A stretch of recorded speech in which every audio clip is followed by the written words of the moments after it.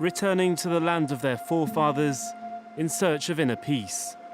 It has its ups and downs, of course, but I love being near the water. I love the peace.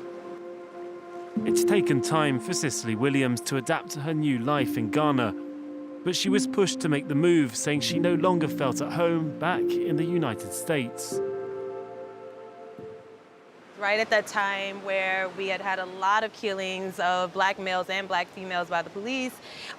Trump was just getting into office. So at that time, my family and I decided that we were ready to come back. The Cape Coast Castle was once one of the main departure points for slaves that were being sent to America. Tens of thousands of Africans left the continent from this very hall. Right, so if you survived your stay here, this was going to be your last point of call, door of no return. It's become somewhat of a pilgrimage site as more and more Americans journey here to learn about their history. You know why I am African.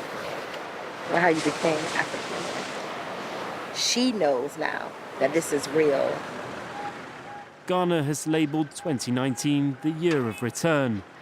The government aims to attract more of the African diaspora, just like Candice and Stephen Williams, who left Baltimore 2 years ago.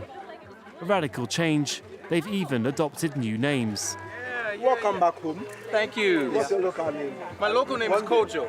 Kojo. Monday born. I'm Kofi. The market organiser is thrilled to see that Americans are moving here. They've been out of the continent for a very long time. They've acquired a lot of knowledge. Africans still need a lot of knowledge to develop it. Yeah, we've seen a lot, so we are happy. And I, for one, am happy. But despite his warm welcome, integrating into Ghanaian society hasn't been as straightforward as they'd expected. You know, because of our complexion or our accent, some people refer to us as white. You know, they don't know what a black American is.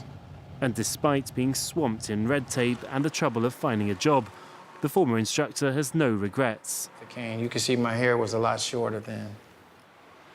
Their children and grandchildren have all stayed behind. There's no better place to be for me than on the land of my origin. Why? Because I am an African woman. They've even done a DNA test to find out more about their African ancestry. I believe this one is yours.